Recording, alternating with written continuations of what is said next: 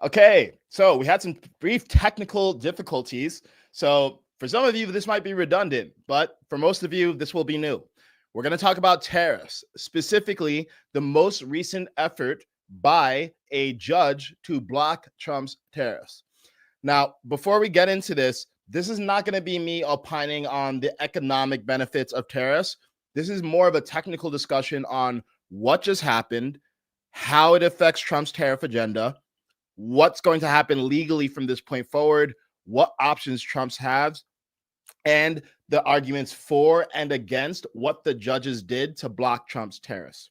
Because there's a lot of confusion right now about this new court ruling that says that Trump can't use tariffs. So here's what actually happened. Here's what Trump can still do. I'm going to break it all down. And then at the end, I'll give you some opinions on the way that Trump is using the legal strategy that he's using to use tariffs. First, the court just ruled that Trump's broad tariffs under something called the IEEPA, the International Emergency Economic Powers Act, is unconstitutional. Now, before we get into the arguments for or against, here's what the IEEPA is for and what it's been used for historically. Here's what the IEEPA was designed for when it was passed in 1977. It allows the president to regulate commerce after declaring a national emergency in response to an unusual or extraordinary foreign threat. So it's for national security, a threat to foreign policy, or an extraordinary threat to the economy. And here's some common historical uses of the IEEPA prior to Trump. Note, in these cases, it wasn't just about tariffs, and it was never applied to routine trade policy. There was always a very specific reason. And it's mostly been around sanctions and financial restrictions against terrorists or states that we consider hostile to the United States. Here's some key examples. Iran. We've used the IEEPA repeatedly against Iran since 1979 to block Iranian government assets, restrict Iranian oil sales, and punish nuclear activity. Or Iraq. We used the IEPA in the 1990s to block Saddam Hussein's regime from accessing U.S. financial systems. In Libya, we sanctioned Gaddafi's regime. Remember that guy? In North Korea, we used the IEPA to block weapons financing and stop nuclear proliferation. We've also used it on terrorist organizations like Al-Qaeda, ISIS, Hezbollah. And we used it to freeze financial assets and prevent U.S. entities from dealing with those terrorist organizations. So that's how we've used it for very specific situations against specific non-state actors or states that we considered hostile. And we've even used it for dealing with cybersecurity threats. Like we sanctioned Russian actors for election interference or cyber attacks, and done the same for Chinese tech firms because of cyber espionage, because these people are our adversaries and they do things sometimes subversively to hurt America. And the IEEPA is meant to address that. Now, the IEPA was originally meant for real national emergencies, and generally those national emergencies have been things like wars or terrorism. Trump has been using it to justify sweeping tariffs on China, Mexico, Canada, and actually the rest of the world. And he's argued that things like drug trafficking or trade deficits constitute a national emergency. And on Wednesday, a court says, no, that's not what the IEEPA is for. And the argument that they had was this. The U.S. Court of International Trade ruled that Trump exceeded his authority under the IEEPA and said that the act does not grant the president power to impose sweeping tariffs to address trade deficits or economic concerns, because these don't fall under the classification of unusual and extraordinary threats, which is what the IEEPA requires. So originally they struck those down. And they struck it down in response to a lawsuit by some small business owners and Democratic attorney generals saying that Trump's tariffs are unconstitutional. But yesterday, Trump appealed it, and a federal appeals court reinstated the tariffs. Now, we don't really know why, because they didn't give us an explanation. But here's Trump's argument for why he should be allowed to use the tariffs that he presented to the appeals court, which evidently they accepted. His argument is that we are in a national emergency, and he cites China's alleged role in the fentanyl crisis, which kills over 70,000 Americans a year. And he argued that this posed an unusual and extraordinary threat to U.S. national security. But that only applies to China. And he used that to impose a 10% tariff on Chinese goods, which eventually increased to 145% at peak. And now it's lower because the US and China are working it out and negotiating a trade deal. Now, here's the case that he made across the board for blanket 10% tariffs on all countries. So for some of the countries like Mexico and Canada, it was also fentanyl trafficking because Canada, of course, has our northern border, and fentanyl comes through the northern border, much less than comes through the southern border, which, of course, Mexico has influence over. So Trump has argued that they are acting as conduits for fentanyl entering the U.S. He has also argued that the illegal immigration problem is also a national security threat and an emergency. And that's something that Mexico has, if not facilitated, at least has not clamped down on. And finally, and this is what's justifying doing blanket tariffs across the board, Trump is arguing that the trade imbalances that we have themselves pose an economic emergency to the United States. So the situation is developing. As I mentioned, on Wednesday, the court said that you cannot do these tariffs. On Thursday, a federal appeals court said that you can do these tariffs. I expect that this is going to be appealed all the way up to the Supreme Court. This is not something that's going to die. And this is a bit of a midway update so you understand what's going on. Now, regardless of what happens next, here's what didn't get blocked and here's what's still possible. Because again, the IEEPA is a specific act that allows the president to use financial freezes and sanctions and tariffs in certain situations. But there are other legal tools that are available, and some of those tools have actually been used by Trump in the past. This is going to get a little bit technical, but this is just so you understand the lay of the land and you don't just hear a headline and think, okay, tariffs are, it's either yes, all tariffs, or no, all tariffs, because there's more nuance there. First, there's Section 232 of the Trade Expansion Act. That allows tariffs for national security reasons. That's actually how Trump has done steel and aluminum tariffs in the past. So the Section 232 allows you to do tariffs in specific conditions for national security interests, which I'll talk about a little bit more in a moment. Then there's Section 301 of the Trade Act of 1974.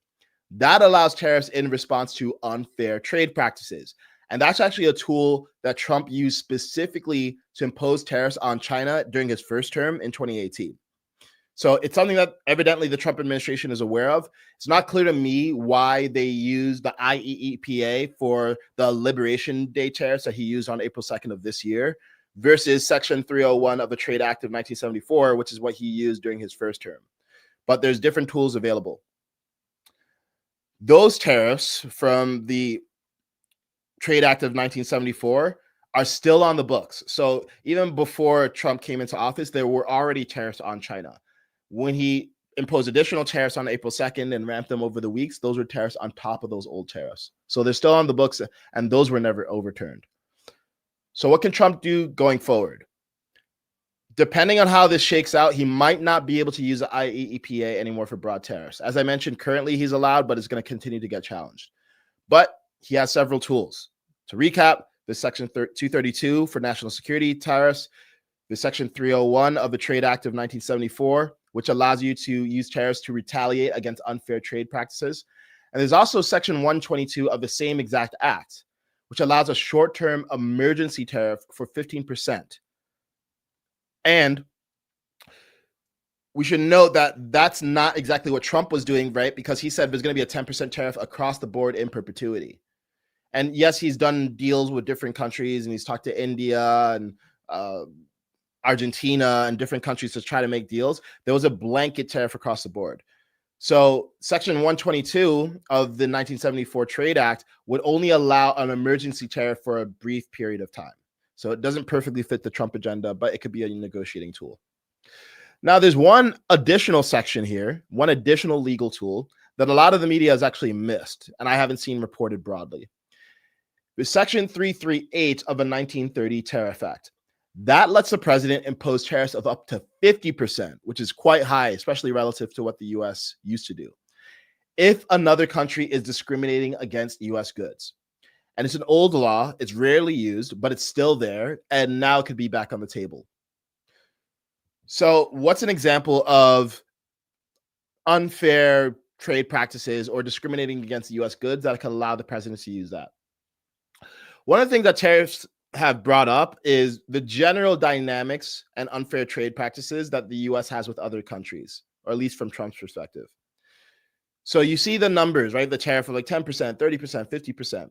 What you often don't see is a lot of the non-tariff barriers that other countries impose on the US, and I'm sure the US imposes on other countries to a degree, that make it difficult for American goods to be sold in foreign markets. So to give you just a toy example, you guys I'm sure are aware of that they do safety standard tests on automobiles. And let's say one of those safety standard tests involves dropping a wrecking ball. And let's say in the UK, for a British vehicle, they would drop a wrecking ball from 10 meters on high and drop it onto the hood. And if the vehicle is still intact after surviving that, it's approved. Well, let's say that for an American car, they say, okay, well, an American car, we're actually going to make the standard higher. We're going to say it needs to be dropped from 15 meters high. And if the vehicle doesn't survive that, then it doesn't get sold here. Those are the kinds of rules and regulations that are very in the details and not something that most Americans would actually get exposed to, because it's kind of the kind of stuff that you only really see if you're a business owner who's trying to export abroad, which most Americans are not. Trump has levied the claim that a lot of these non-tariff barriers exist against the United States. And part of what the 10% blanket tariff is meant to do is to force a conversation about removing those non-tariff barriers. And this, you could lump in currency manipulation that Trump has accused China of doing as part of the bucket of non-tariff barriers. So I think, in my personal opinion, the reason why he put in place these 10% tariffs is to force a conversation and force some concessions, even on countries that don't have high tariffs but have other barriers to American exports. So here's the bottom line. The ruling didn't kill Trump's ability to use tariffs. It just put limits on how he can do it. He can't just declare an economic emergency and slant blanket tariffs anymore if the courts continue to rule that he can't use the IEPA. But even if they rule that he can't use the IEPA, he still has plenty of tools if he builds the right legal case. Okay, so, someone said hit the like button. I appreciate you. Thank you for telling everyone to do that, Andy. Okay, so Nano says it's going to the Supreme Court. I suspect that you're right, Nano. I do not think that this thing is going to die. Pete Longlung, I appreciate you for sticking with me through the technical issues. Andy says hello from New Hampshire. Min Michael L. Patterson says thank you for the information. You are welcome, Michael.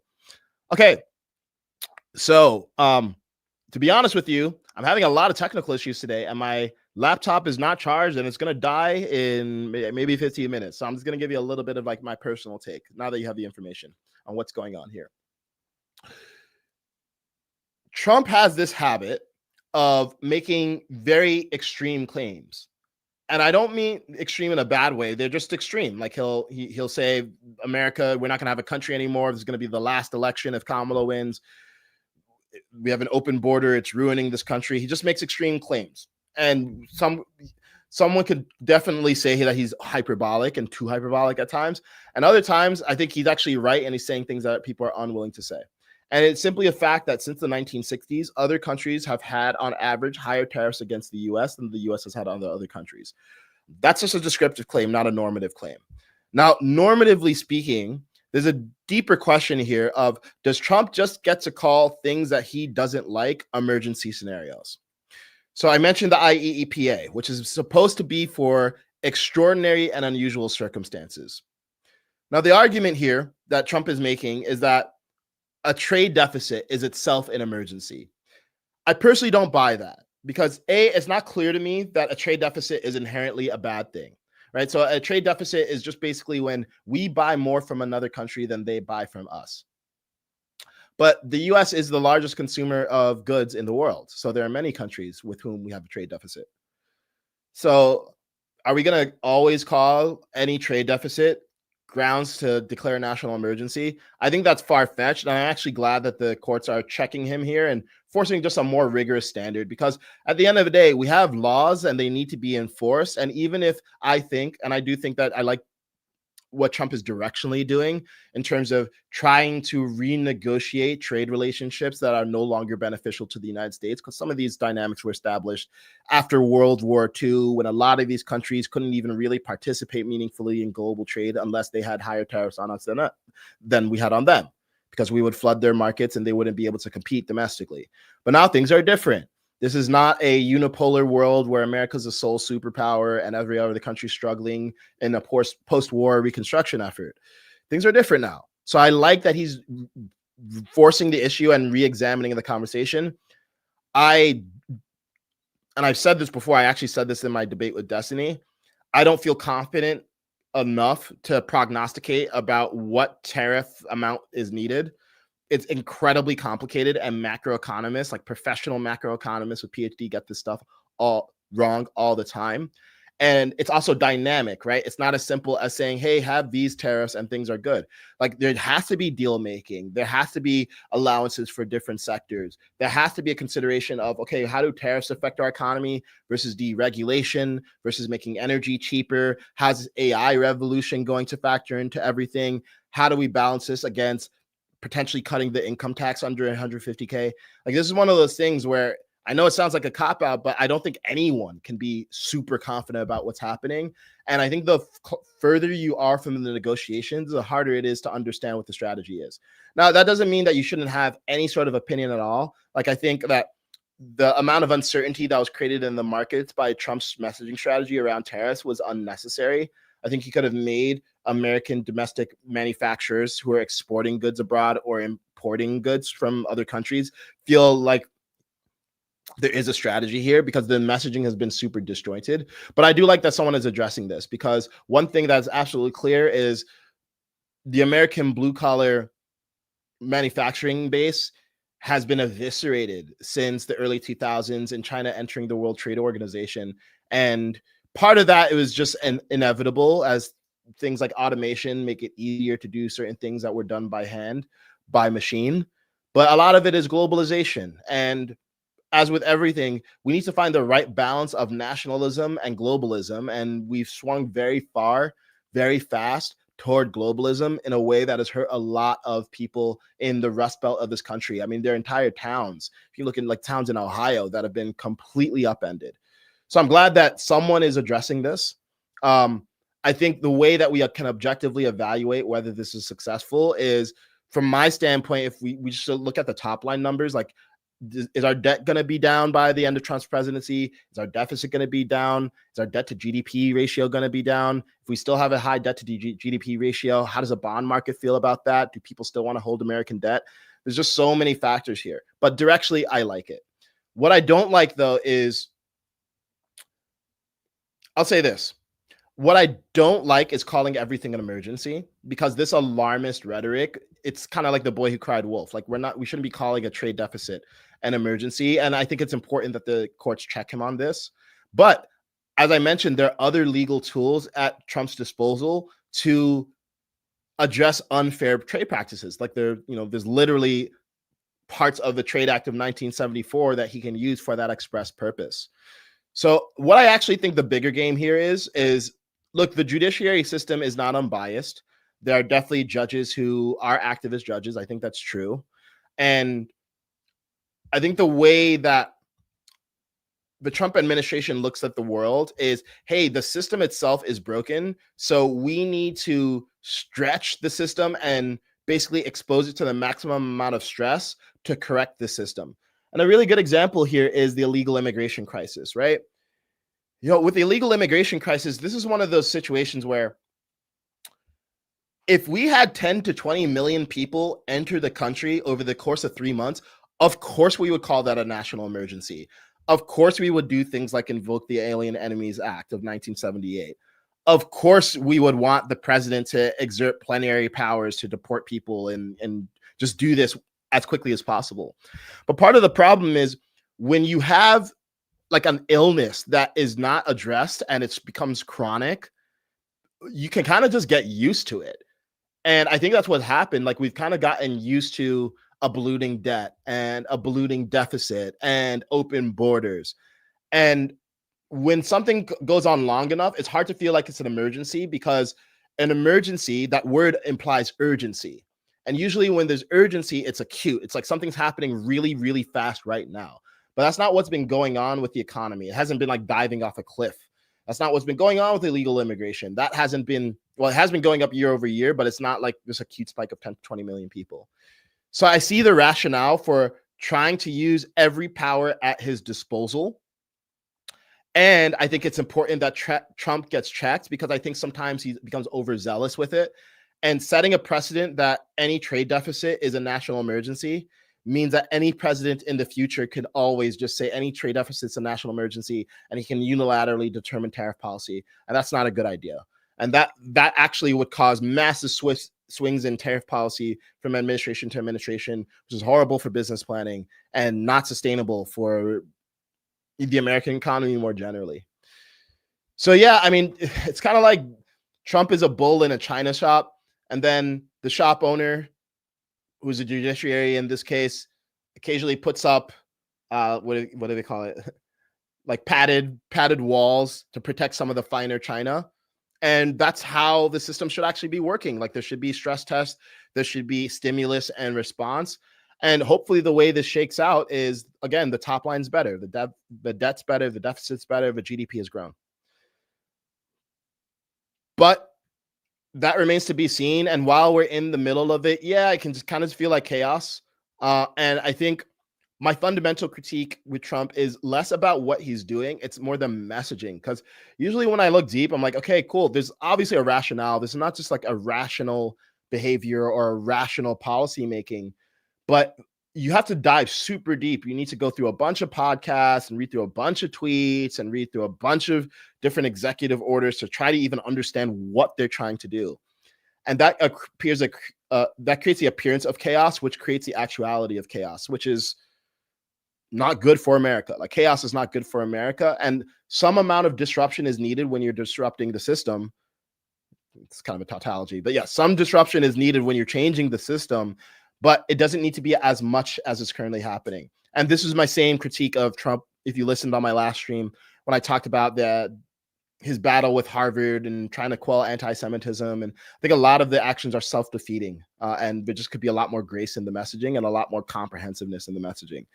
Because I do believe as a strategy to an extent. I also suspect that Trump is just kind of instinctive and he's playing the board that's in front of him at the time. It's kind of like in chess, you might have a grand strategy, but you also are constantly adapting your strategy based on what the opponent is doing. And in this case, like China, with China, a lot of the tariff stuff is probably not even really about tariffs. A lot of it is about, you see these Chinese student visas getting revoked. Some of it might be dealing with espionage by foreign hostile state actors, or it might be about trying to protect critical industries like the semiconductor manufacturing industry, which we rely on increasingly for things like AI. So there's multiple factors all having to play off against one another. Is not just economic, but this is an economic tool that he's using to apply to the economic situation as in addition to the foreign policy and national security interests that we have. So hope that all makes sense. Sorry again for anyone who tuned in earlier and had all these technical difficulties. We will get that resolved for next week. Hope you got some enlightenment and some clarity on what exactly is going on with all of this tariff stuff. I'll continue to update you so that we can all make sense of what's going on. Until next time, have a great weekend. I will be back on Monday at 1 p.m. Pacific to make sense of the hottest headlines, so tune into that. This video is going to be on YouTube. If you go to my YouTube channel, just type in That's Kaizen on YouTube and you'll be able to find me. You can view the recording of this. You can view the recording of the botched version too if you want. And also, I have a mailing list where every week I share deeper thoughts that are more meta about how to critically think, how to cut through media bias. Sometimes I'll do a deep dive on a particular headline, but it's more about helping you with the how to think through things rather than talking about what happened on Wednesday or Thursday of this week. So highly recommend you join. I'm actually going to be issuing the newsletter for this week right after this stream. And it's going to be about a question that Jamie Foxx asked me, which is free speech hate speech, or is hate speech free speech? So I'm going to be addressing this question there. And even if you have your mind made up about hate speech being free speech, I think you'll still get some interesting mind expanding takes on it, because I think what his question really revealed is a necessity of second order thinking in the United States, because sometimes we're so fixated on the issue right in front of us that we don't see that the issues that come after that issue is addressed.